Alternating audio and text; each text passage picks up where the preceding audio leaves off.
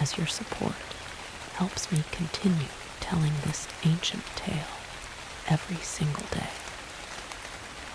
Please like the videos to help our community grow, because your interest is what allows me to bring these dusty pages of history back to life. The sun rises slowly over the jagged horizon, casting long shadows across the vast and untamed landscape, where the ancestors of humanity begin their daily struggle for survival. In this era of stone and bone, there is no concept of time beyond the rhythm of the seasons and the cycle of light and darkness. As the mist clears, we see a small group emerging from the mouth of a cave. Their bodies are lean and hardened by necessity, their eyes constantly scanning the horizon for signs of movement or change in the air. In these early times, every breath is a calculation, and every movement is a dance with death. The men gather their spears, tipped with sharp obsidian that glint in the pale morning light, while the women prepare to forage the nearby thickets for roots, berries, and wild grains that sustain the tribe when the hunt fails. The air is thick with the scent of pine and wet earth, and there is a profound silence that speaks of a world yet untouched by the machines of the future. Here, the hierarchy is defined by strength and wisdom. The elders hold the knowledge of the stars and the migratory patterns of the great beasts, while the young are tested by the harshness of the environment. As they traverse the rocky terrain, they communicate in hushed tones or through subtle gestures, a language forged before the complexity of modern speech became the dominant force of communication. They move with a predator's grace, mindful of the great cats and wolves that share this territory. The transition from the nomadic life of the hunter to the sedentary life of the cultivator is a slow and painful evolution. But it begins here, in the observation of seeds falling to the earth, and the realization that nature can be coaxed into providing more than what is found by chance. As the sun climbs higher, they find tracks of a young mammoth embedded in the soft mud of the riverbank. The excitement is palpable, yet contained, for they know that hubris is the quickest path to starvation. They begin the slow process of tracking the beast, reading the signs left behind in broken twigs and disturbed leaves. This is not merely a hunt. It is a sacred pact between the predator and the prey, an acknowledgement that life feeds on life in an endless cycle of energy transformation.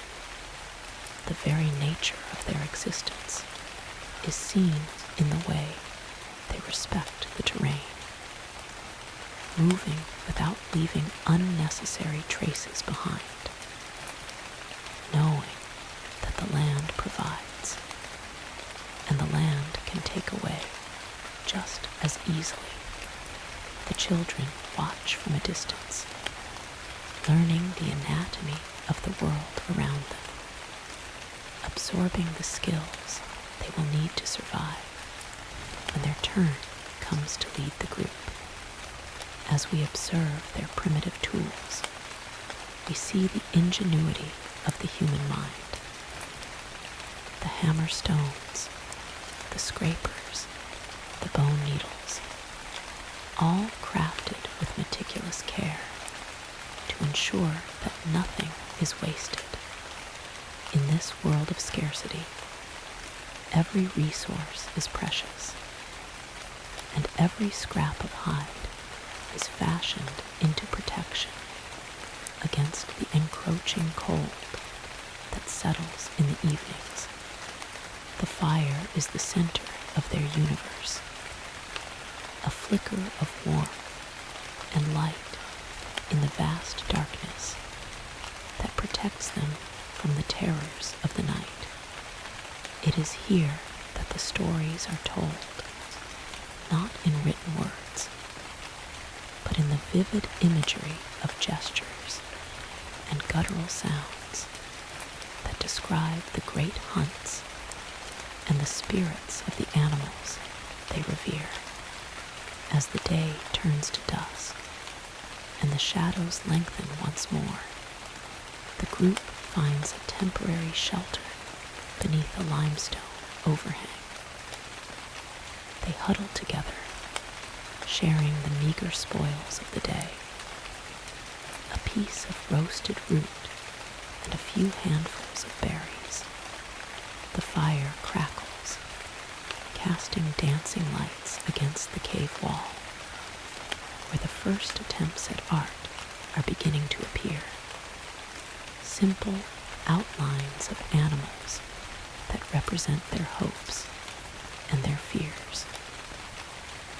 This is the cradle of civilization, the foundation upon which everything we know today is built. The patience required to wait for the harvest, the courage required to face the wild, and the communal spirit required to endure the long nights of winter are all forged here in the crucible of the Stone Age. As we continue to watch, their life unfolds in a sequence of survival and adaptation, where the seasons dictate the rhythm of life, and the earth itself is the ultimate master of their destiny. There is a beauty in this simplicity, a raw and unfiltered connection to the planet that has been largely lost in the modern age. And as they sleep, wrapped in the furs of the creatures they have hunted, the world continues to turn, indifferent to their presence, yet holding them in its cold embrace as they wait for the next dawn to begin the cycle all over again. The struggle for fire, the struggle for food, the struggle for existence is the story of humanity, and it is written in the stone tools and the charred remains of the camps that lie buried deep beneath the soil of history, waiting to be rediscovered by those who seek to understand where they come from and why they persist in the face of such overwhelming odds. The landscape is vast, and the dangers are real. Yet there is a resilience in their eyes, a spark that will eventually lead them to build cities, to chart the heavens, and to understand the very nature of the universe itself. But for now, they remain children of the earth, bound by the laws of nature and the instinct to survive another day in the silence of the primeval world, where every sound has a meaning and every sight is a lesson in the art of remaining alive. The darkness of the night is absolute, save for the flickering glow of the embers that remain from the evening fire. The embers are carefully banked with ash to preserve the heat, a secret known to the tribe for generations, a knowledge passed down from mother to daughter and father to son. As the moon rises high over the canopy of ancient trees, it illuminates the resting forms of the group, huddled close for warmth. The silence is broken only by the occasional cry of a nocturnal predator and the rhythmic breathing of those who dream of a successful hunt the next day. In the deep sleep of the Paleolithic individual, the boundaries between the physical world and the spirit world are thin and permeable. They dream of the great herds that once roamed these lands, and of the spirits of the ancestors who watch over them from the unseen realms. As the first light of dawn begins to paint the eastern sky with shades of violet and pale gold, the group stirs with a collective movement that is as fluid and synchronized as a school of fish. They do not speak, but share an understanding that the day ahead demands their full attention. They gather their belongings, which are few and light enough to be carried across vast distances. The tools of stone are checked for sharpness, and the pouches made of hide are inspected for holes before they begin their trek once more. The terrain is rugged, a landscape of limestone cliffs and dense thickets that challenge even the most experienced trackers. They move with a low profile, keeping to the shadows and the natural contours of the land to avoid detection by the larger predators that also consider this territory their home. The transition from the night to the day is a moment of heightened alertness for the hunter, who knows that the most dangerous encounters often happen during the transition of light. As they emerge from the shelter, they find the environment transformed by the morning dew, which clings to the leaves like thousands of tiny diamonds reflecting the rising sun. They follow the path of the river, a vital artery that provides not only water, but also a hunting ground where they can surprise the animals that come to drink. They speak of the scarcity of game and the need to move deeper into the valley, where the herds are rumored to be gathering for the migration. The science of their survival is grounded in keen observation of the seasonal patterns of the plants and animals. They know which berries are poisonous and which roots offer the best sustenance. And they know how to read the clouds to predict the storms that could spell disaster for those without adequate cover. As they reach the riverbank, they stop to examine the soft mud where the tracks of the day before were found. The tracks are fresher now, indicating that the herd is closer than they had anticipated. A ripple of anticipation runs through the group, and the men tighten their grip on their spears. The women keep their eyes on the surrounding brush, looking for signs of other predators that might be trailing the same herd. The unity of the group is their greatest weapon. For in the wild, a lone individual is vulnerable and likely to perish, while the collective can overwhelm much larger prey through coordination and sheer persistence. They move into a formation that mimics the natural flow of the environment, using the wind to mask their scent and the landscape to conceal their advance.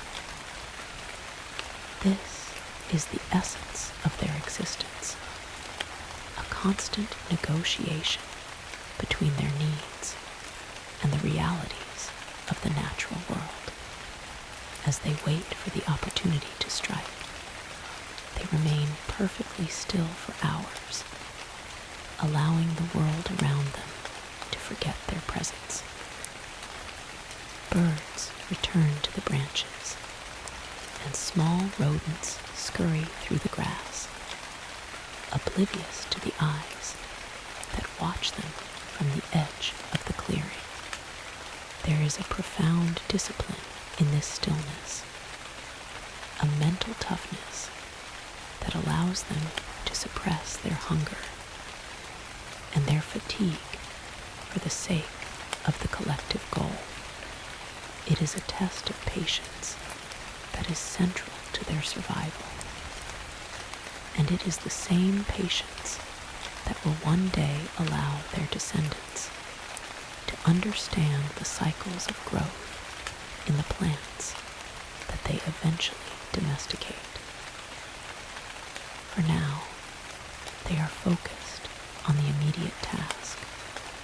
The survival of the tribe depends on the success of this hunt, and the hunt depends on their ability to remain hidden until the final second. The air grows warmer as the sun reaches its zenith, and the heat waves begin to shimmer over the open plains, creating a distortion that makes it difficult to distinguish between the distant trees and the shapes of the animals they seek. The leader of the group, a man with deep lines etched into his face from years of exposure to the elements, raises a hand to signal a pause. He points toward a depression in the earth, where the tall grass is swaying in a way that suggests the presence of something large and moving with intent. They prepare themselves, tightening their grasp on their weapons and steadying their breathing. The tension is a physical weight, a pressure that builds until it becomes almost unbearable. And then, just as the wind shifts, they catch the unmistakable scent of the herd, a heavy musk that confirms their suspicions. They are within striking distance, and the hunt is about to enter its most dangerous phase, where the hunter and the prey become locked in a battle that will determine who lives and who becomes the nourishment for the cycle to continue. The shift from the passive observation of the morning to the active violence of the hunt is sudden and absolute.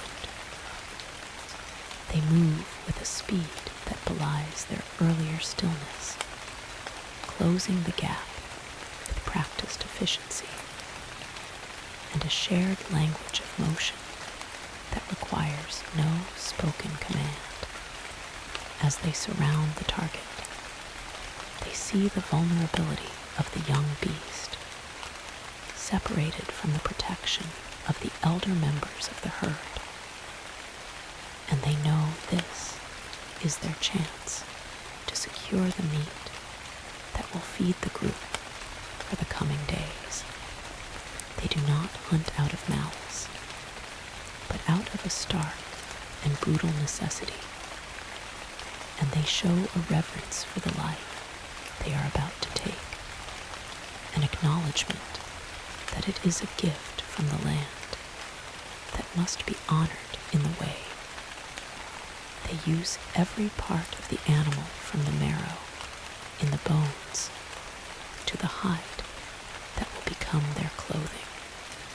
This is the way of the world as it was then, and it is a reminder of the fragility of life when compared to the vastness of the untamed wilderness. The strike is decisive and swift as the group descends from the ridge with the coordinated precision of a storm front. The young beast, caught by surprise, has no time to react before the obsidian-tipped spears find their mark. The hunters do not cheer in the moment of triumph, for they know the noise could attract scavengers or larger predators who would gladly challenge them for their prize. Instead, they move with professional speed to secure the area and begin the process of butchery, which is as much a part of the hunt as the pursuit itself. Every cut is precise, designed to salvage every scrap of meat, every organ, and every bit of useful material. The thick hide is peeled back with tools made of sharp flint, and the muscles are separated with a skill that reflects thousands of years of accumulated trial and error. As the sun begins its slow descent toward the western horizon, the group is burdened with the heavy weight of the harvest, which they strap to sturdy wooden frames for the long trek back to the shelter of the cave. The rhythm of their movement is slower now, weighted by their success and the deep fatigue that follows the intense burst of adrenaline. They navigate the darkening landscape by the shifting patterns of the stars that begin to emerge one by one in the deepening blue of the twilight sky. They are acutely aware of the shift in the atmosphere as the temperature drops and the nocturnal voices of the wilderness begin to rise in intensity. They know they must reach the safety of the overhang before the true predators of the night begin their prowl. This is the second half of the hunt, the struggle to transport the life-sustaining bounty back to the heart of the tribe, where the fire waits like a beacon of hope. They move in a tight formation, protecting the spoils of the day against the shadows that seem to lengthen and reach toward them with every passing step. When they finally arrive at the cave, the relief is palpable, not expressed in words, but in the way their shoulders drop and their breathing eases. The rest of the tribe greets them with low humming sounds of approval, and the children gather around to witness the bounty. The scene inside the cave is illuminated by the flickering orange light of the fire, which casts deep shadows against the stone walls, where the ancestors of these people have already started to paint their own stories in earth pigments of red and black. The preparation of the feast is a ritual in itself. The meat is sliced thin and placed on hot stones arranged around the fire. The scent of searing flesh fills the air, a primal aroma that signals safety and the promise of life continuing into the next cycle.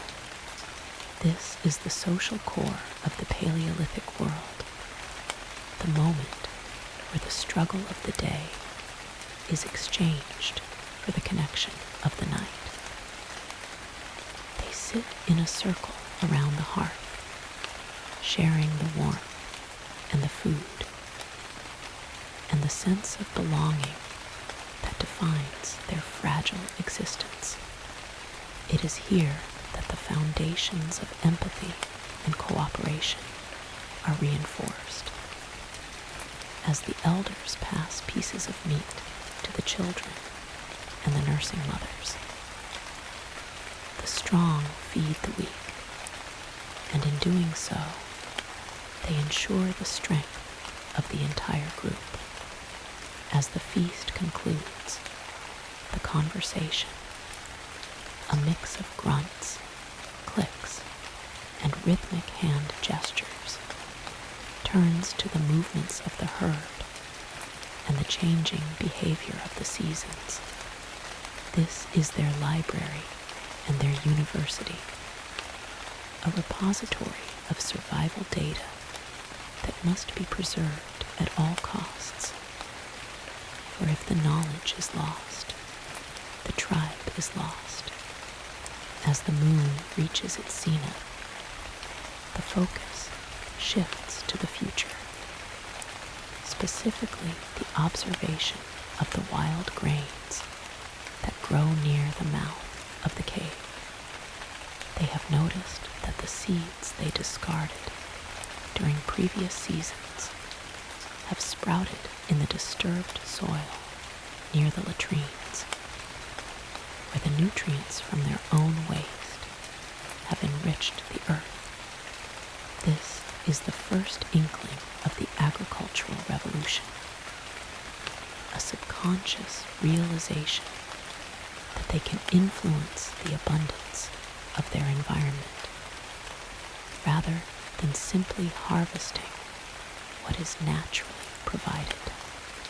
They look at these green shoots not yet as crops, but as a curiosity, a sign that the earth responds to their presence and their patterns of living. They do not yet have the language to conceptualize farming, but they have the eyes to see the result and the patience to watch the process unfold. This transition from pure nomadic foraging to the controlled management of the land is the pivot point of human history, though they remain tethered to the hunt for now. The seeds of a new way of life are literally being sown in the shadows of their shelter. As the night deepens and the fire begins to die down to a bed of glowing coals, the tribe settles into their sleeping positions, curled against one another for warmth and protection. They drift off into the restorative slumber of the tired, knowing that tomorrow will bring a new set of challenges, but finding solace in the fact that, for now, they have survived. They have fed their people, and they have witnessed the growth of the green shoots that hint at a future they cannot yet imagine. And as the wind howls outside the cave entrance, they are safe in the embrace of their community, dreaming of the cycles that turn the world around them, while the stone walls that shelter them bear witness to the persistence of a species that is slowly learning to master its own destiny, one fire at a time, one hunt at a time, and one season of observation at a time. Within the vast and indifferent expanse of the primeval world, they are the flicker of consciousness that will eventually grow into a roaring flame, defining the future of the planet and everything that walks upon its surface. Yet for this night, they are content to simply be, to live, to breathe, and to exist in the perfect harmony of a life lived on the knife edge of survival, where every moment is precious and every day is a victory in the long history of the earth. As the moon begins its descent towards the western cliffs, a new sense of urgency begins to stir within the cave-dwelling population. They recognize the subtle shifts in the wind that carry the scent of the approaching winter, a season that will test the limits of their endurance and the strength of their shared bonds. The transition from the golden heat of the sun to the biting chill of the frost is not merely a change in temperature, but a complete reorganization of their existence. Every member of the tribe begins to prepare with a frantic, yet controlled energy. They gather more firewood, stacking it deep within the recesses of the cave, where the moisture cannot reach it. And they begin to process the hides of the animals they have hunted, sewing them into thicker garments, using needles carved from the bones of birds and sinew stripped from the legs of the beasts they have consumed. This is an age of meticulous preparation, where the foresight to save a pile of dry kindling or to patch a leather cloak can mean the difference between life and death during the long nights when the sun barely crests the horizon. The rhythm of their daily life slows to accommodate the shorter days. They spend more time inside the sanctuary of the stone walls, focusing on the refinement of their tools and the maintenance of their weapons. The fire becomes their constant companion, a living presence that must be fed and nurtured with the same care they give to their own young. They understand that the fire is the stolen breath of the sun, and they treat it with a profound reverence that borders on the divine. As the tribe gathers around the hearth, they spend hours shaping pieces of flint by striking them against harder stones, creating edges as sharp as a razor. This process is meditative, requiring a steady hand and a deep understanding of the grain of the stone. They are not just making tools, they are crafting the extension of their own will into the physical world. And as the sparks fly from the flint, they illuminate the faces of the children, who watch with wide eyes, learning the craft that will define their role in the tribe in the years to come. The knowledge of the land becomes even more critical during this time. They must remember where the late season fruits can be found, and how to trap the small game still ventures out into the cold. This is the time when the memory of the elders is the most valuable resource, for they recall the winters of the past, the years when the snow fell deep and the herds disappeared, and they provide the guidance that prevents panic in the face of scarcity. They teach the younger generation the secret spots where water still flows from deep springs, even when the rivers are frozen solid, and the ways to read the tracks of animals that are forced to seek shelter just as they are. The unity of the tribe is strengthened by the shared burden of the approaching winter. They sing songs that have no lyrics, only the rhythmic chanting of names and events that celebrate the triumphs of the past, reinforcing the collective identity that keeps them standing when the world turns hostile. The outside world becomes a landscape of white and gray, where the familiar landmarks are hidden beneath a blanket of snow, and the only color is the stark contrast of the dark trees against the ice. The tribe stays closer together now, sleeping in a circle around the hearth and speaking in whispers, as if not to wake the sleeping spirits of the mountain that loom above them.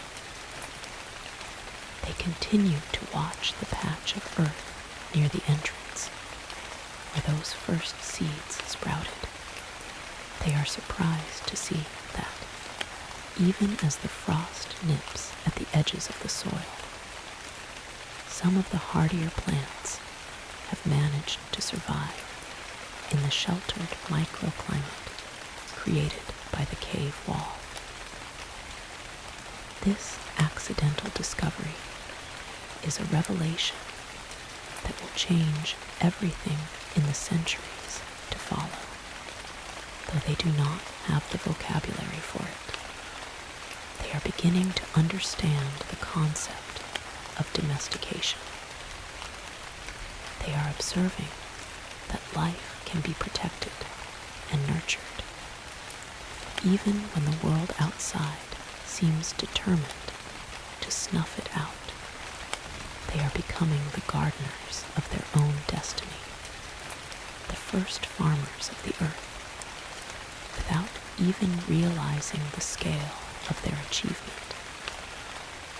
Every day is a calculation of energy in versus energy out. They weigh the cost of venturing out into the storm against the benefit of the food they might find. And they choose their battles with the precision of experts. They know that to be reckless is to invite tragedy.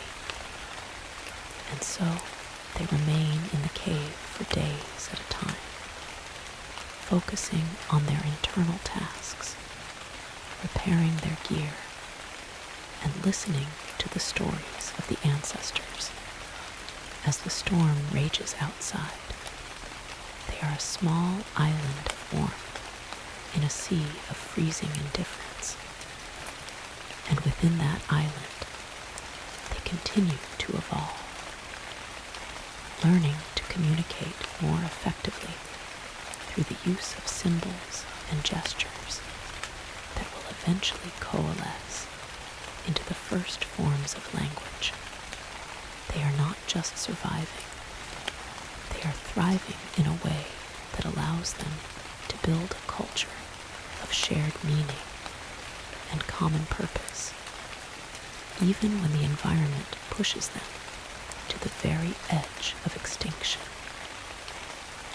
And as the fire burns bright, casting its amber light against the walls, adorned with the paintings of the hunt, they dreaming of the spring dreaming of the day, when the sun will return in full force, and the green shoots will cover the plains once again, ensuring that the cycle of life continues for another season and another generation.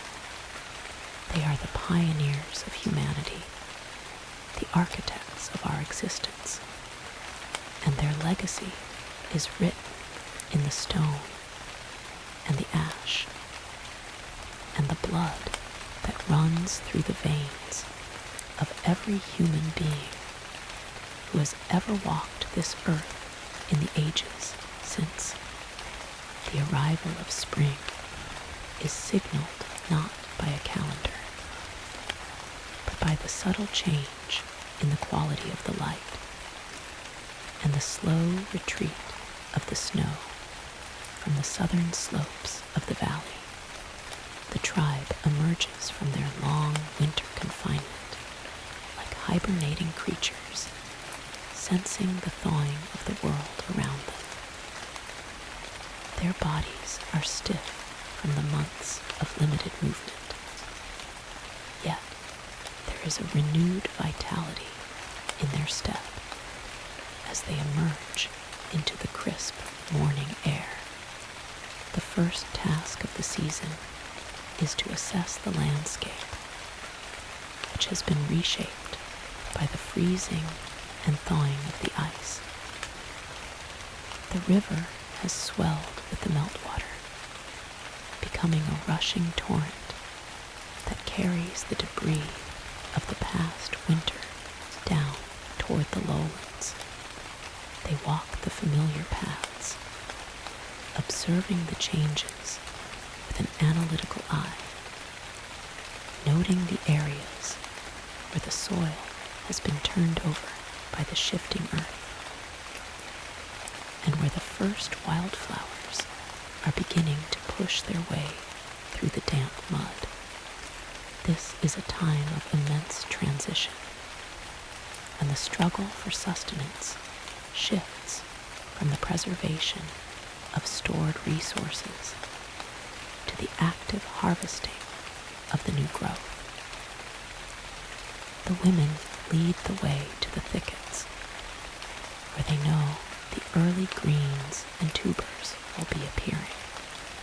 Their hands are stained with the earth as they dig with sharpened sticks, unearthing the roots that have been dormant beneath the frost. They teach the young ones how to identify the edible from the toxic, a critical lesson that has been refined over countless generations.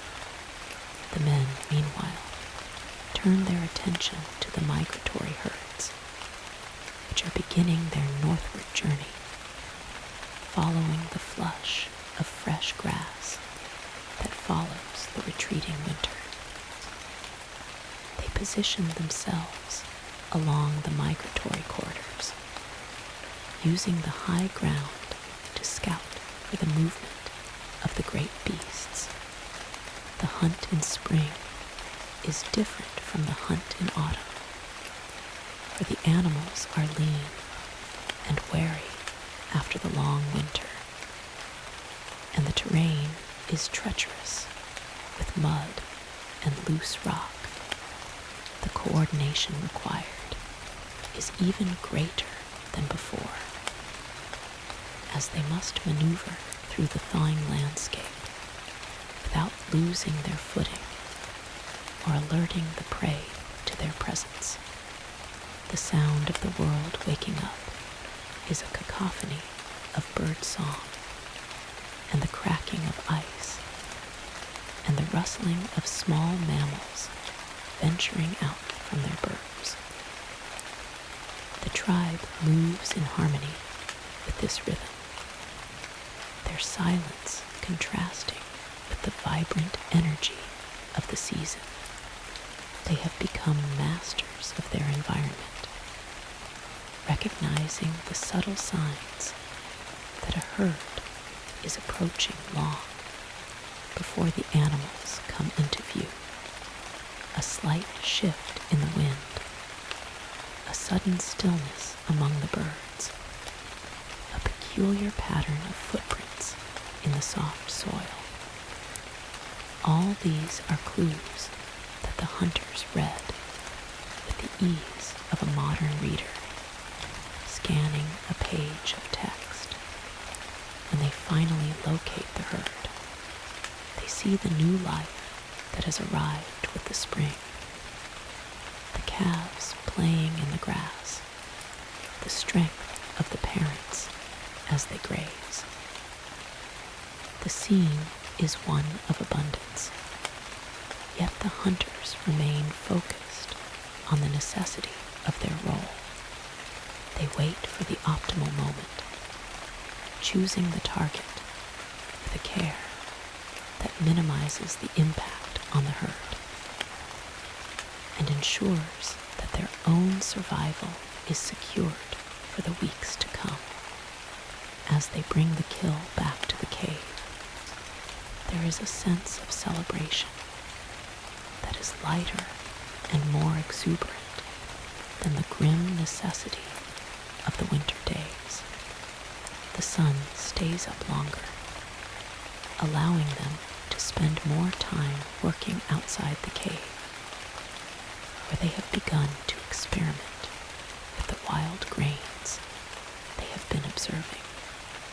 They have gathered the seeds of the grasses that grew near their shelter and have cleared a small patch of ground to see if they can encourage them to grow in a more concentrated fashion. This is not agriculture in the sense of fields and plows, but it is a deliberate manipulation of the landscape, an attempt to work with the rhythms of the earth to provide a more reliable source of food. As they tend to these small plots, they talk of the ancestors who taught them the value of patience and the importance of looking toward the future. They are building a bridge between the life of the wanderer and the life of the settler, a transformation that is happening in real time before their eyes. Every day, they water the ground with water from the spring and watch for the emergence of the green shoots, feeling a sense of pride that is entirely new to their experience. They are learning that they do not have to be merely at the mercy of nature, but can be active participants in the cycle of growth. They are witnessing the birth of a new era, one where the land is treated as a partner rather than a wilderness to be traversed. This shift in perspective is the most significant development in the history of the species, for it marks the moment when humans begin to define their own environment rather than simply adapting to it. As they sit by the fire in the cool spring evenings, the conversation is no longer just about the hunt, but about the garden, about the potential for a life that is less dictated by the whims of the herd and more by the stability of the harvest. The children play with sticks and stones, practicing the skills of their parents, while the elders watch with a quiet confidence that their knowledge is being successfully passed down. The story of the tribe is becoming a complex web of tradition and innovation, a heritage that is etched into the walls of the cave in the form of ever more detailed paintings that capture the scenes of the hunt, the gatherers at work, first images of the plants that grow near the cave entrance as they lie down to sleep. The sound of the river in the distance is a reminder of the constant flow of time and the way it shapes the landscape of their lives. They are part of a larger story, a narrative that stretches back into the deep past and forward into a future that they are creating with every move they make, every seed they plant, and every tool they craft. They are the stewards of the world, and in their quiet resilience, they carry the promise of everything that is to come in the vast and unfolding history of the earth. As the summer sun reaches its peak, the landscape transforms into a vibrant tapestry of deep greens and brilliant colors.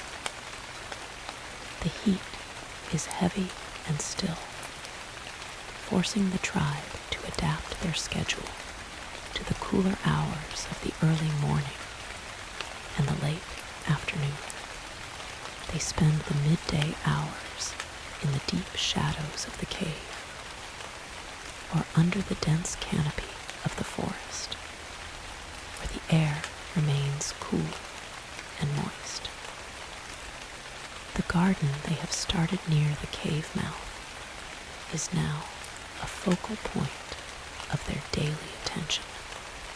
The wild grasses have grown tall, their stalks swaying in the gentle breeze, and the seeds are beginning to ripen into golden kernels of grain. This is the most critical time for their experimental patch, for they must protect it from the small mammals and birds that also seek to benefit from the harvest. The tribe takes turns guarding the plot, using noise and rhythmic clapping to discourage the pests. This task is shared by everyone, creating a new sense of community around the growing plants. It is a shift from the individual effort of the hunter to the collective responsibility of the caretaker. They are learning the lessons of investment and waiting. They see that the work they put in now will be rewarded in the coming weeks. And this realization changes the way they view the passage of time.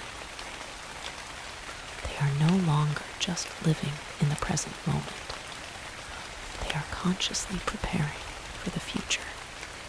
The men continue to hunt, but the focus has shifted towards smaller, more abundant game that can be taken without the long expeditions required for larger prey.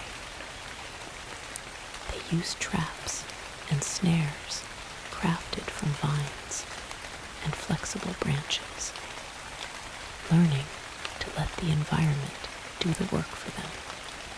The women lead the gathering efforts, focusing on the variety of fruits and nuts that now carpet the forest floor. They have become experts in the local botany, knowing exactly when each species reaches its peak of sweetness and nutrition. They return to the cave laden with baskets woven from sturdy grasses and reeds. These baskets are a technological marvel in their own right, a testament to the dexterity and patience of the weavers, who have learned to manipulate the fibers of the natural world to serve their needs. The evenings in the summer are long and filled with the music of crickets and the soft rustle of the wind through the leaves. sit outside the cave entrance, where the air is fresh, and watch the stars appear one by one in the clear velvet sky. The elders tell the legends of these stars, pointing out the patterns that correspond to the seasons and the behavior of the animals. This is their map of the cosmos, a celestial guide that dictates their movements and marks the passage of their years. They feel a deep connection to the sky above and the earth below, understanding that they are but one thread in a vast and intricate web of life that spans the entirety of existence. As they share their food, the atmosphere is one of contentment and peace. The scarcity of the winter is a distant memory, and the abundance of the summer provides a buffer that allows them to explore new ideas. They begin to experiment with the fire, not just for warmth or cooking, but as a tool for shaping their world. They use the heat to harden the points of their wooden spears, and to soften the resin they use as glue for their stone tools. They are masters of transformation, using the elements of nature to craft a reality that is safer and more comfortable than the one they were born into. The children are the most curious of all, exploring the edges of the forest and bringing back treasures like smooth river stones or colorful feathers. They are taught to observe everything, to question nothing, and to respect the balance that keeps the tribe alive.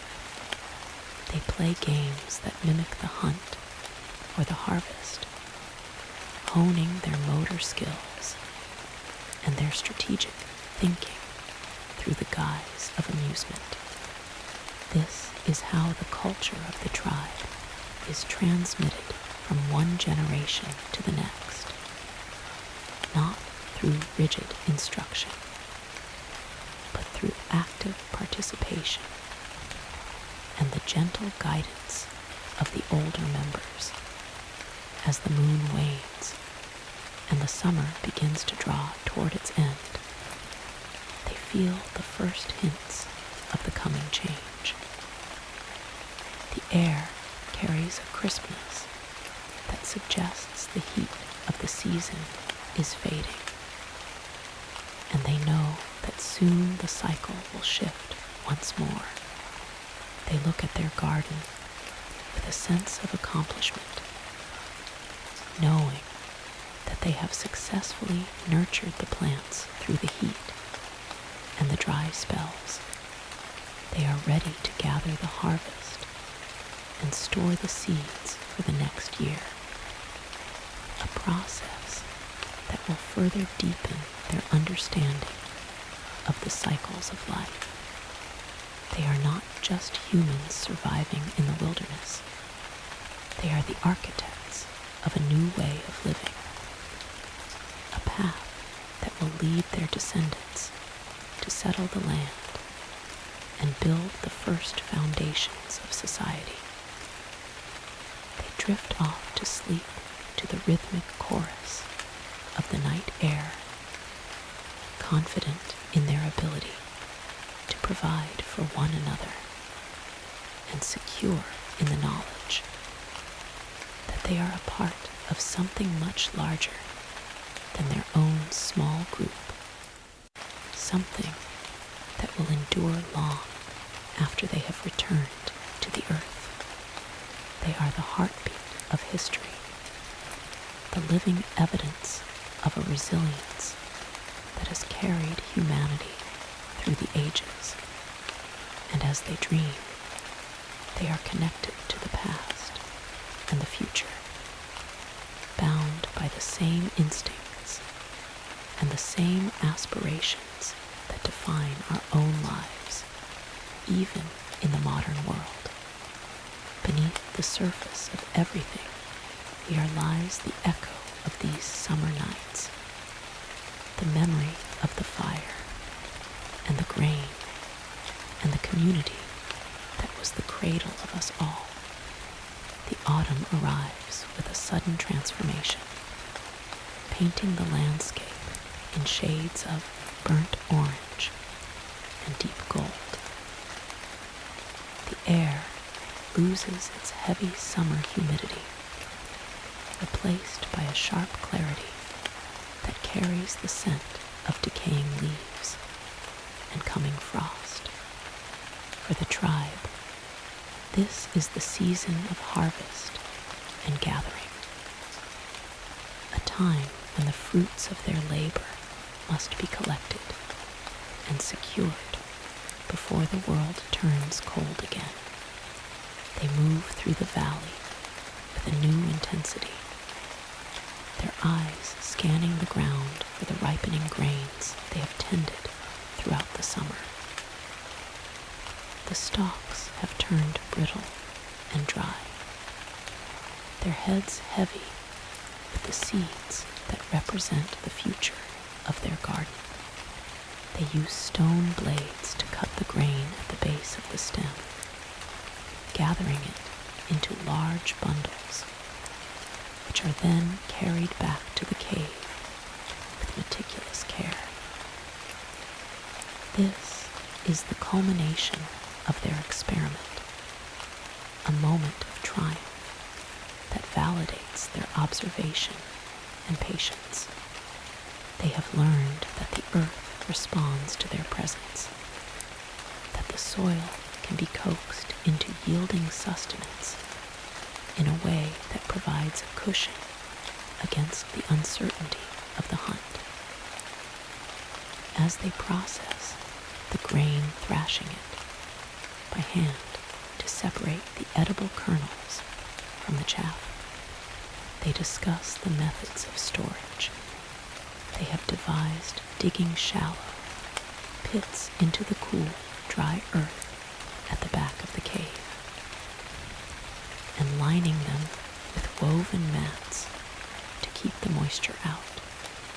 These pits are their first granaries, a technological advancement that allows them to plan for the future rather than living in a cycle of immediate consumption. The men continue to hunt, but the objective has changed. They seek the larger animals that are fattening themselves up for the winter, as the meat will be easier to dry and store for the lean months ahead. They use the techniques they have refined over the seasons, working in concert to drive the herds toward natural bottlenecks, where they can be harvested with minimal risk to the group.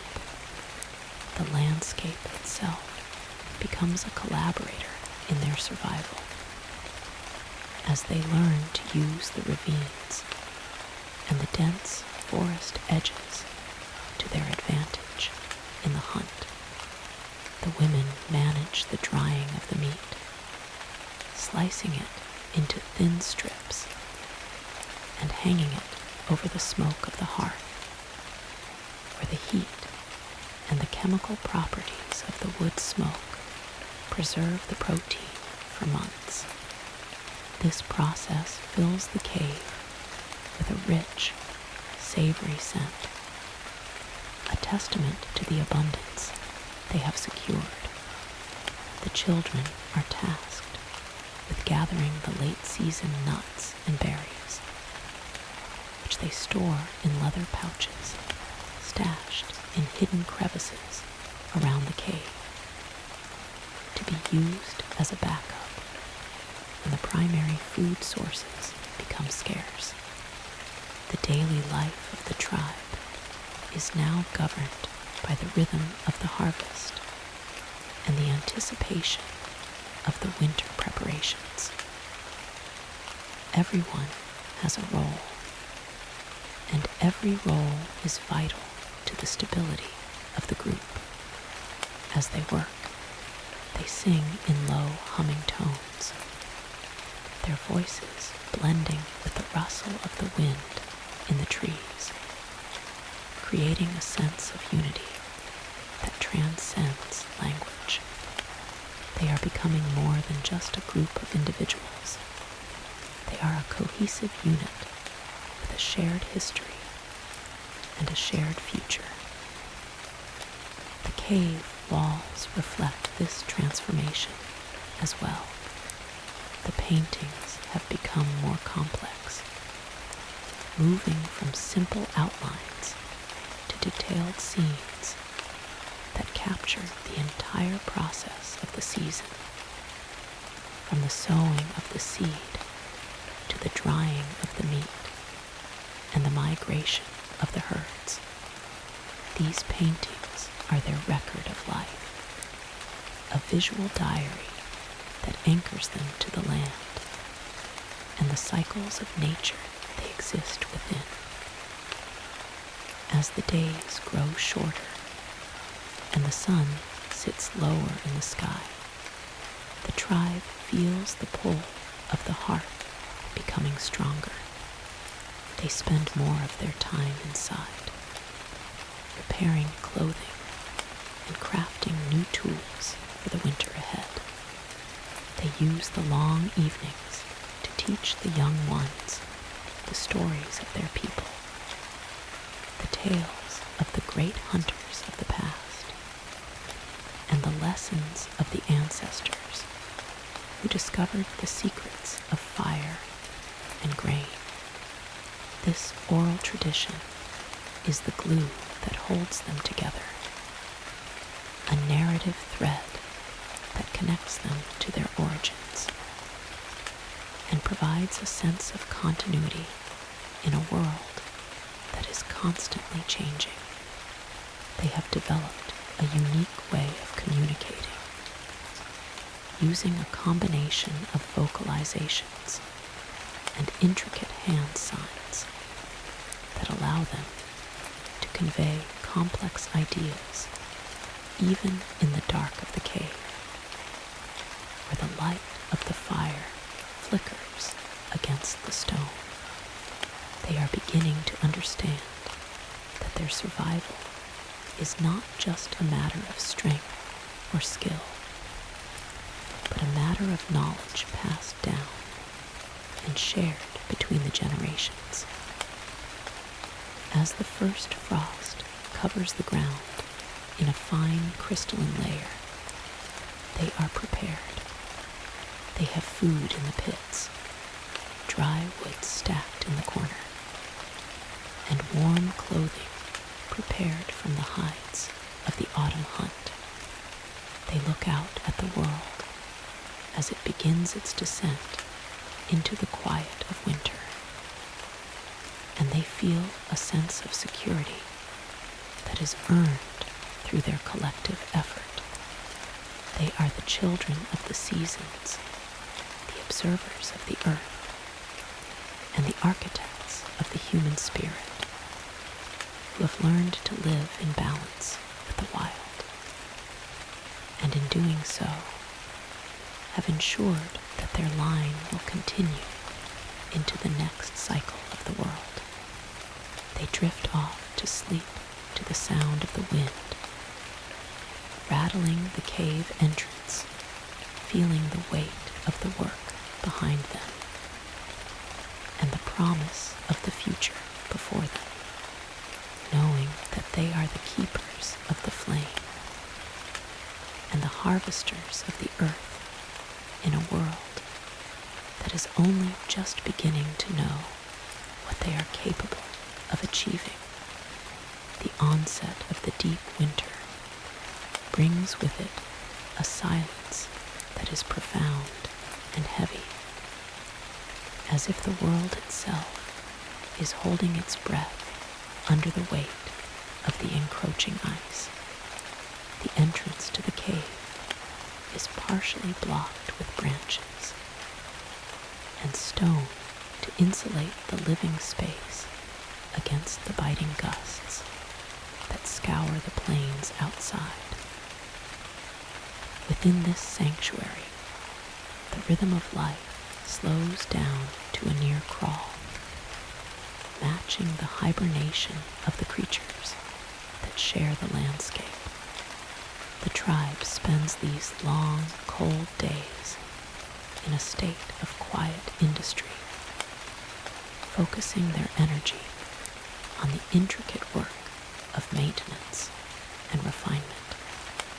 They sit in a circle around the hearth, which is kept burning with a low, steady flame that provides enough warmth to ward off the chill, but not so much as to deplete their precious stores of wood too quickly.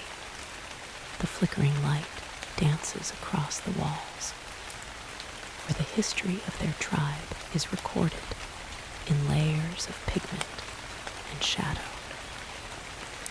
The elders spend hours meticulously retouching the older images and adding new ones. Scenes of the summer harvest and the autumn hunt now grace the limestone surfaces, serving as a visual testament to their survival and a guide for the young ones who observe with rapt attention. They are learning that the world is a cycle, a repeating melody of birth, growth, decay, and renewal that never truly ends, but simply waits to be understood and mastered. Their hands move with grace as they shape bone and stone, using the fire to heat treat the flint so that it flakes away in thinner, sharper layers than before. This is an evolution in their technology, a move toward more sophisticated tools that allow for precision work in skinning and preparing the hides for the coming season. The women use bone needles to sew these skins together, creating multi-layered garments that offer protection against the sub-zero temperatures outside.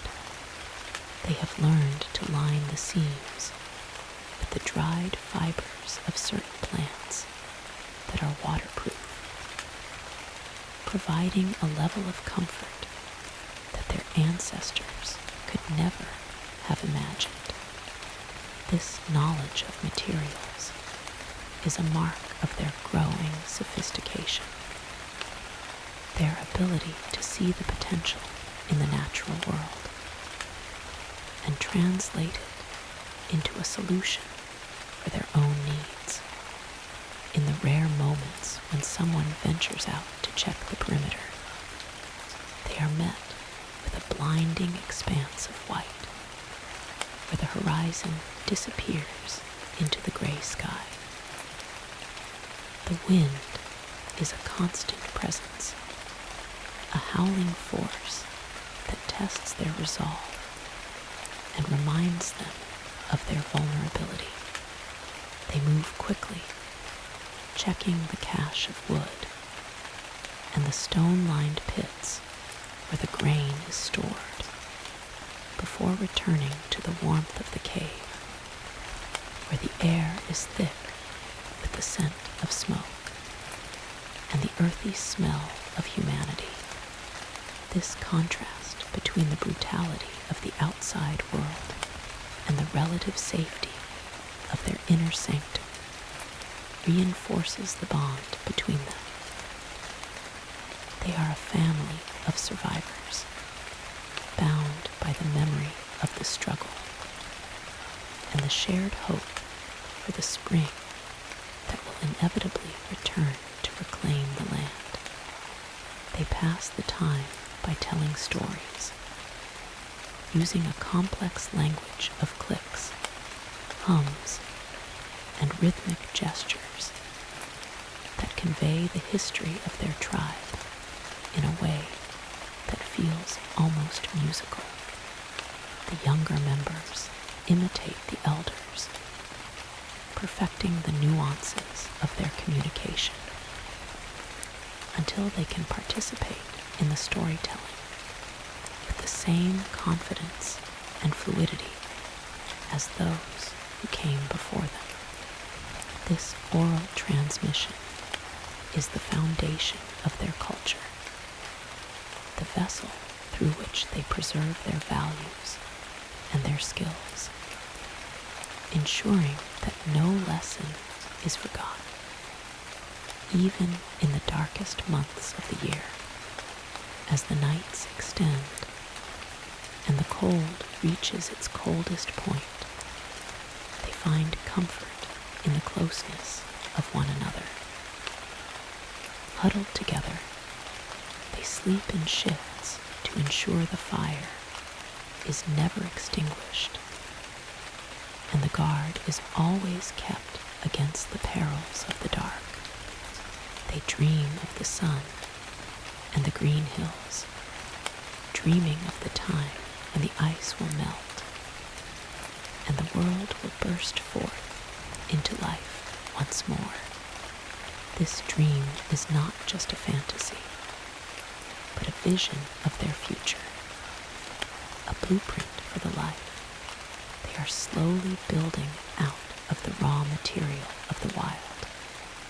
They are the silent witnesses to the slow turn of the planetary wheel, learning the laws of the universe by living them through every breath and every action.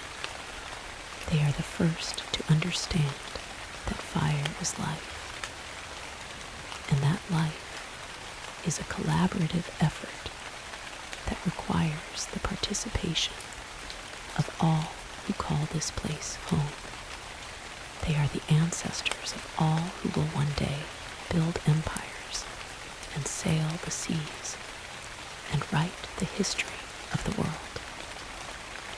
But here, in the quiet of the Stone Age, they are simply human, living in the raw and honest truth of their existence.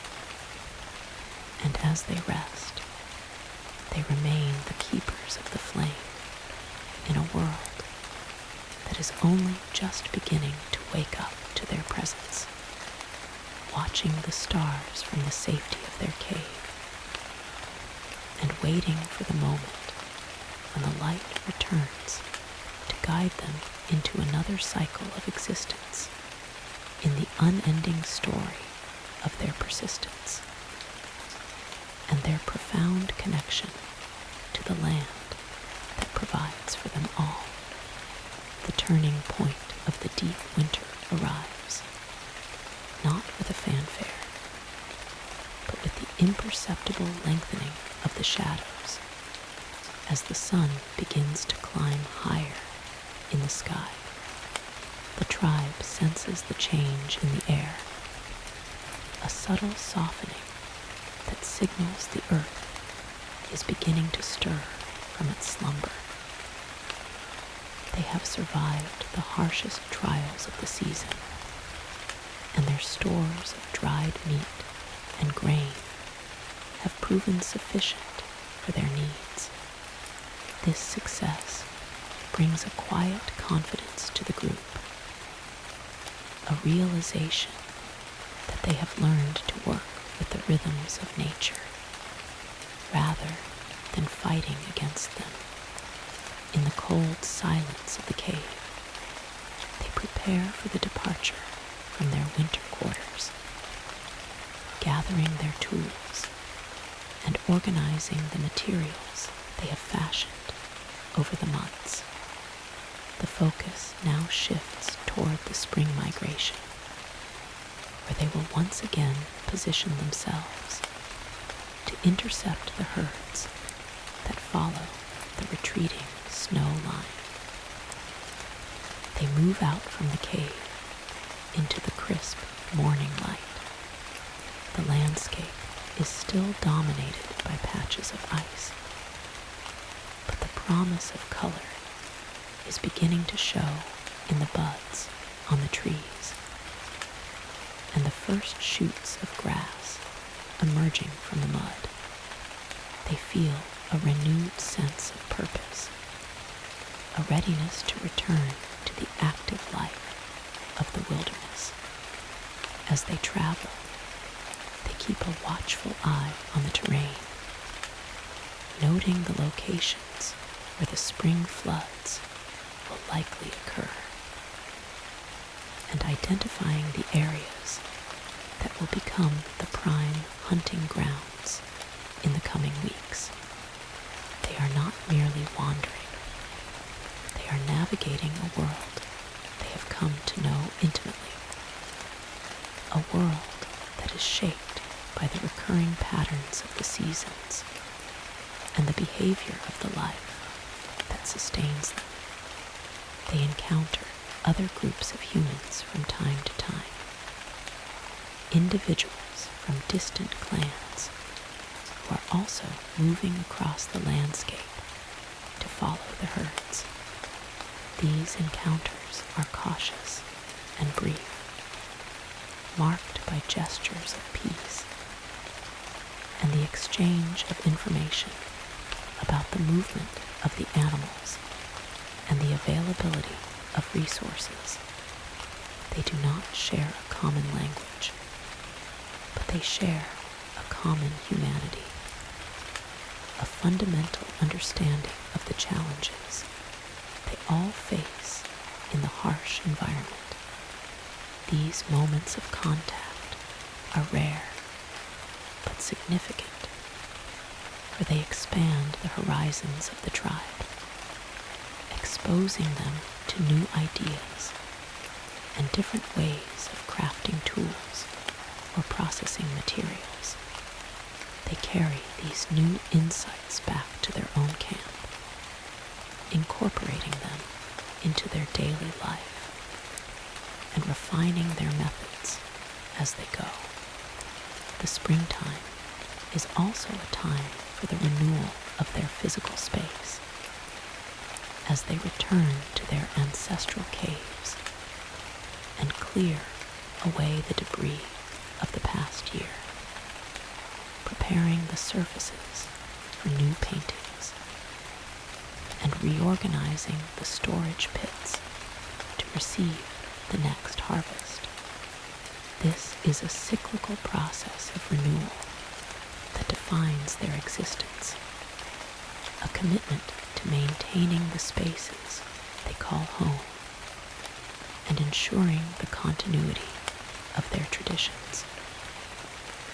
They celebrate the return of the life-giving warmth with rituals that involve dancing around the fire and chanting the songs of the ancestors. Their movements are rhythmic and powerful, a physical expression of their joy and their gratitude for the cycle that has brought them back to the point of abundance. They are learning to express the complexity of their experiences through symbols and stories, building a culture that is as resilient as the environment they inhabit. As the days grow long and the sun reaches its zenith, they tend to their garden once more, planting the seeds they have carefully saved from the previous harvest. They understand now that the act of planting is an act of creation, a deliberate interference with the natural order that promises a more secure future. They watch with anticipation as the green shoots emerge from the soil, feeling a sense of pride in their ability to shape the world around them. They are no longer just survivors.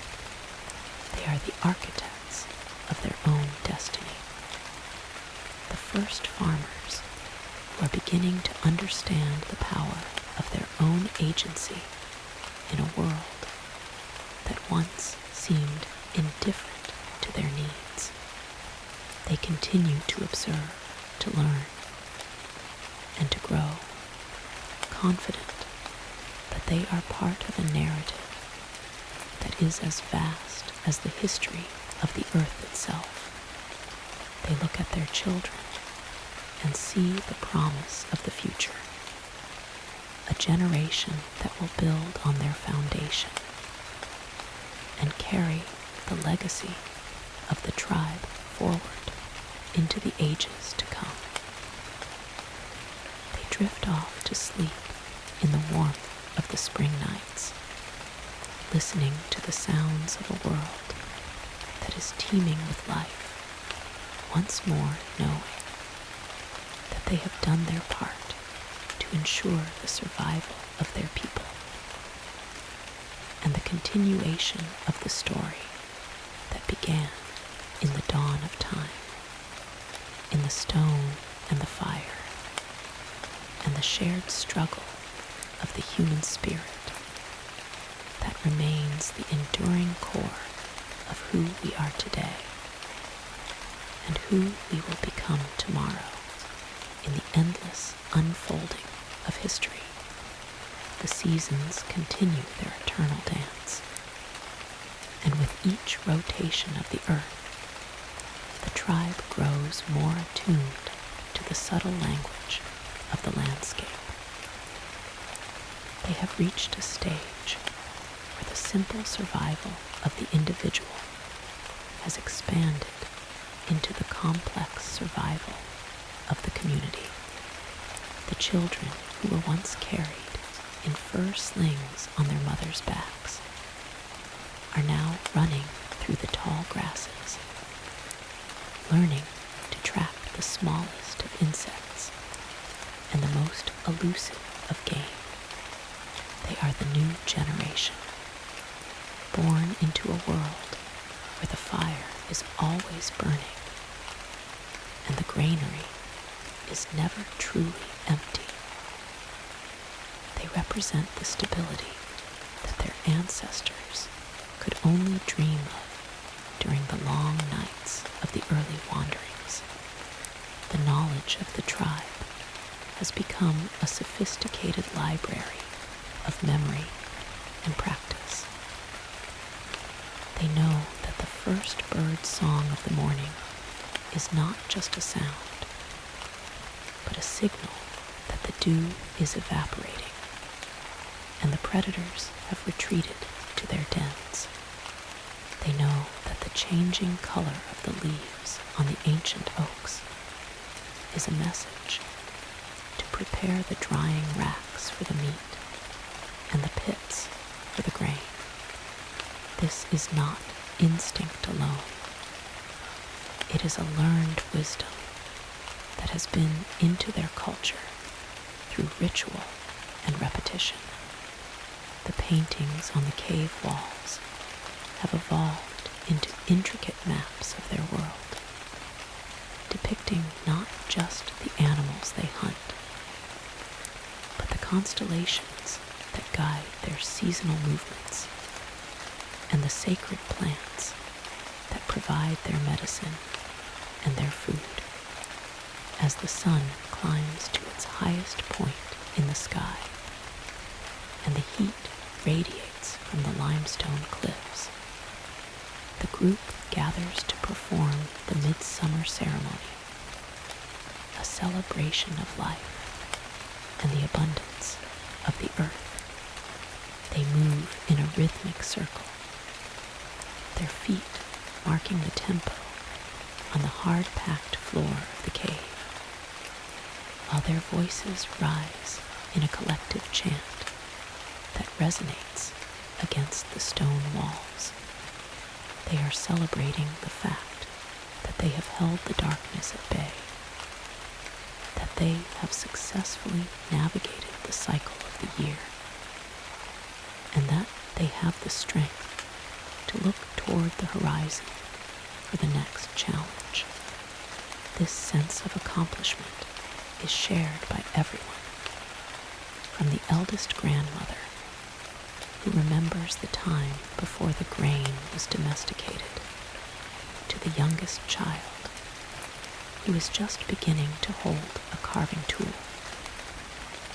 They are a unit, a single living entity that breathes with the rhythm of the valley. They have learned that to be human is to be part of something larger than oneself, a truth that binds them together through the hardest winters and the most plentiful summers.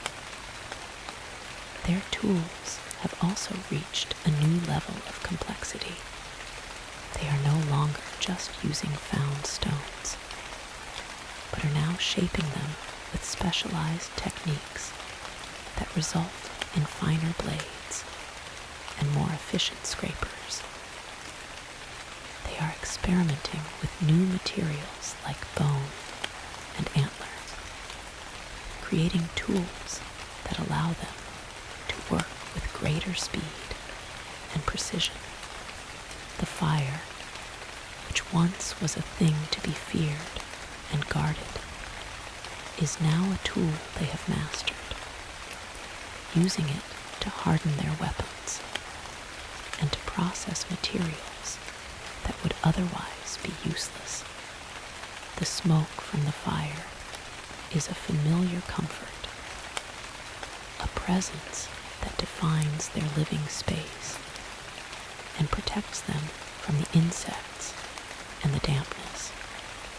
They have learned to control the temperature of the fire, adjusting it with a simple movement of a stone or a careful arrangement of wood, a skill that seems trivial, but was the beginning of chemistry and the mastery of the physical world. As they sit in the glow of the hearth, they discuss the future, not in terms of what they will find, but in terms of what they will create.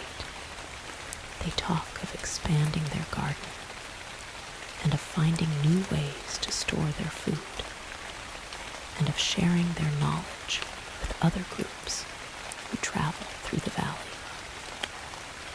They are realizing that their potential is not limited by their environment, but is limited only by their imagination. They are the pioneers of progress, the architects of civilization, who are building the world one stone at a time, one seed at a time, and one story at a time. As the night deepens and the fire begins to settle into a bed of glowing embers, they find peace in the knowledge that they are safe and that they are together. They look out from the cave entrance toward the vast expanse of the wilderness, seeing it not as a threat, but as a playground and a home. They know that they are the keepers of the future, a lineage that will stretch across the centuries long after their names have been forgotten. But their legacy will live on in the foundations of the world. They are the spirit of humanity, and they are the reason that we persist in the face of all odds. For they were the first to stand and look at the stars and wonder what it all meant, and they were the first to believe that they could shape their own destiny within the framework of the universe. They sleep now, drifting into the quietude of the night, dreaming of the sun that will rise tomorrow to light the way for another day of growth and discovery in the endless adventure of being alive. The cycle of the moon dictates the rhythm of their nights, and as the silver light spills into the mouth of the cave. It illuminates the quiet industry of the tribe. They are now deep into the harvest season, a time of frantic activity where every member plays a crucial role in securing the winter supply. The women move through the fields of wild grain with a practiced grace, their hands deftly harvesting the heads of the stalks, while the men are out on the perimeter setting snares for the small game that has become more active as the temperatures begin to dip. The air is alive with the sounds of the season, the rustling of the drying grass, the chirping of insects, and the low rhythmic calls of the group as they communicate their progress and coordinate their efforts. It is a beautiful and complex dance of human labor, a testament to the endurance of a species that has learned to cooperate in order to flourish. They are not just surviving, they are mastering the art of living in concert with the landscape. They have discovered the subtle secrets of the soil and the way that water flows across the land. And they are using this knowledge to optimize their yields and ensure that they have enough to sustain them through the upcoming months of frost as they return to the shelter of the cave. They carry their harvest in baskets woven from the sturdy fibers of the reeds that grow by the riverbank. These baskets are a source of pride for the weavers, who have perfected the technique over the years, ensuring that they are strong enough to carry the weight of the grain and tight enough to hold the smallest seeds. They store the grain in the pits they have carefully excavated and lined with flat stones and dry moss, a technique they have refined to keep the contents safe from the damp and the pests that would otherwise ruin their hard-earned bounty. The evenings are spent around the fire, where the heat is more than just a source of comfort. It is a place of connection and story.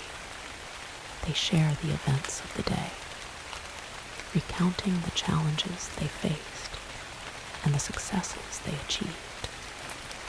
And in doing so, they weave their experiences into the fabric of their shared history.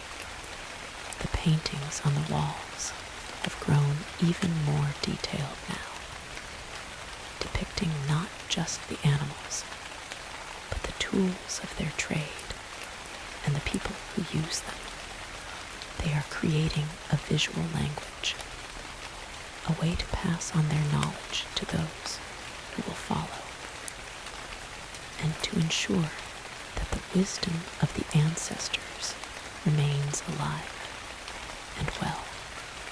They speak of the patterns in the sky and the way the stars shift as the seasons change, and they use this celestial map to plan their movements and to understand the cycles of life that govern their world.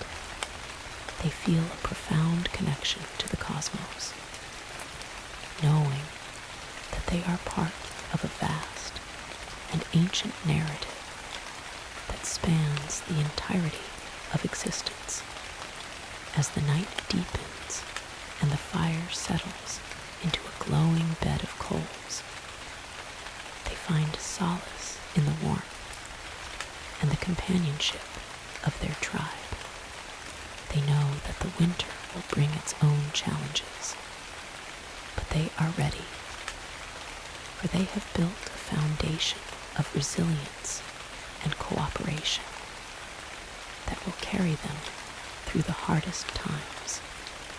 They are the pioneers of the human story, the architects of a future that they cannot yet fully comprehend, but which they are building with every breath and every action. They are the keepers of the flame and the harvesters of the earth in a world that is only just beginning to recognize the power of their presence. And as they sleep, they dream of the cycles that turn the world around them, knowing that tomorrow will bring a new day of growth and discovery in the endless adventure of being alive and connected to the land that provides for them all. The passing of time is measured in the changing color of the leaves and the cooling of the water in the river. As autumn gives way to the first crisp bite of late season frost, the tribe prepares for the final push before the long dormancy of winter. They work with a focused determination, knowing that the abundance of the current moment is the insurance policy for the cold days to come. The garden has been cleared, and the last of the grain has been stored in the deep pits lined with stone and dried grass. They have developed a keen sense of how much is enough and how much must be saved, a calculation that is now second nature to them. They understand the trade-off between immediate consumption and future survival. And this wisdom is what separates them from the creatures of the wild, who live only for the next meal. The men return from their final autumn hunts with the hides and meat of the larger game that have begun to migrate south. The processing of these resources is a massive task that brings everyone into the cave, where the scent of drying meat becomes a constant and comforting presence. They work in the dim light of the flickering fire, using their sharpest blades to carve the meat into strips that will be preserved by the smoke of the hearth and the cool air circulating near the cave entrance. This is their survival strategy, a sophisticated system of gathering, hunting, and storage that has evolved over thousands of years. They have learned to respect the land and its resources, taking only what they need and leaving the rest to sustain the cycle of life that supports them in the spring and summer months. As the nights grow longer, they spend more time in the warmth of the firelight, telling the stories of the ancestors and the spirits of the animals that inhabit the world around them. These stories are not just for entertainment. They are the repository of their survival data, the instruction manual for the generations to come.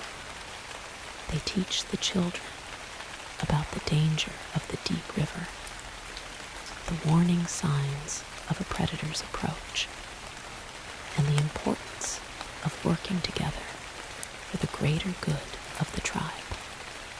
This oral tradition is the foundation of their culture, the glue that binds them together in a world that is often hostile and unpredictable.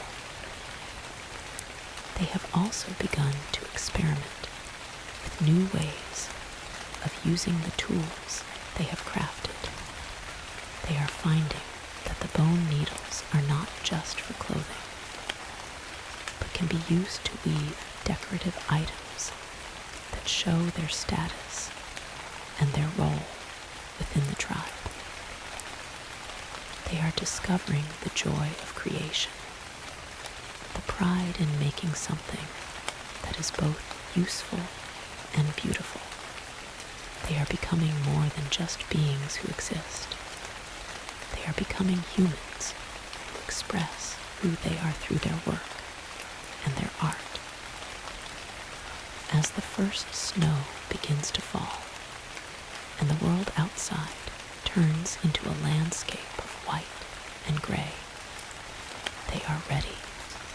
They have built a life that is sustainable and safe, and they look forward to the winter with a calm confidence that their ancestors could never have known. They have mastered the environment in their own way, and they have created a sanctuary where the spirit of humanity can thrive even in the harshest of conditions. They drift off to sleep to the rhythmic crackle of the fire and the low, comforting hum of their companions, listening to the wind howl outside, and feeling safe in the knowledge that they are prepared for the challenges of the season. They are the keepers of the human spark, the ones who have learned to thrive in the face of uncertainty, and they remain the protagonists of a story that is still being written one fire at a time, one winter at a time, and one life at a time in the vast and ancient history of the earth. As the final echoes of the winter storm fade into the distance, the first warm rays of the spring sun touch the threshold of the cave, signaling that the long period of dormancy is coming to a close. The tribe emerges from their shelter, not as the same group that retreated from the world months ago, but as a more hardened, more knowledgeable, and more unified community. They have endured the biting cold and the long nights, and in doing so, they have etched their existence into the very fabric of the valley. Their survival is a testament to the power of the human spirit to adapt, to innovate, and to persist against the overwhelming forces of nature. They look out upon the awakening world with eyes that see beyond the immediate horizon. They recognize that the cycles they have observed, the birth of the seeds, the migration of the herds, the rhythm of the seasons, are not just occurrences to be survived, but patterns to be understood and mastered. They have laid the foundations for everything that will follow. The first steps toward agriculture, the first complex tools, the first stories told in the flicker of the hearth, and the first seeds of civilization that will eventually grow into the great societies of the future as they gather their few belongings and prepare to move with the coming of the new life. They feel a profound sense of gratitude for the cave that sheltered them and the earth that provided for their needs. They leave behind the traces of their existence in the layers of ash and the faint paintings on the wall, a quiet tribute to the generations that will walk these paths long after they are gone. They have played their part in the grand narrative of the earth, and they carry the knowledge of their ancestors with them into the unknown of the future. As they step out into the light, they move with the confidence of those who know who they are and where they belong in the vast and beautiful expanse of the world. They are the silent architects of humanity, the pioneers who stood on the edge of history and dared to look forward with hope. And as they disappear into the distant hills, they leave behind only the echoes of their journey, a reminder that we are all descendants of this ancient resilience, of this simple fire, in the dark of this struggle for life. That is the eternal story of our species, forever unfolding in the turning of the seasons and the unfolding of time. The journey of the tribe continues as they walk toward the rising sun, their shadows stretching long across the plains like the ghosts of the ancestors they represent. They have become the masters of their own destiny, shifting from simple wanderers into the first true stewards of the land. The fire they carry is not merely a flicker of warmth, but the enduring flame of human consciousness that will guide their descendants through the darkness of centuries to come. As they crest the final ridge of the valley, they pause to look back at the cave, the silent witness to their growth, the cradle where they learned to plant the seeds of the future and to weave the complex tapestry of their culture. They understand now that the struggle for survival was not an end in itself, but the beginning of an infinite story, one that is written in the stone of the earth and the pulse of every heart that beats today. The transition is complete. They are no longer just children of nature, but architects of a new existence, moving forward with the wisdom of the ages and the courage to face whatever the unknown horizon may hold. The wind picks up, carrying the promise of a new dawn, and they step into the vastness of time, leaving behind the footprints of the past to pave the way for a world that will eventually reach for the stars. They are the first, and they are the many, and their story is the heartbeat of humanity, echoing through the ages, forever silent, and yet forever speaking in the quiet moments of the night when we look up at the same stars and wonder where it all began. The cycle closes, and yet it begins anew in the blood and the breath and the spirit of us all as they vanish into the golden light of the morning. They leave behind a world that is no longer wild, but waiting to be shaped. And we carry their legacy within us until the end of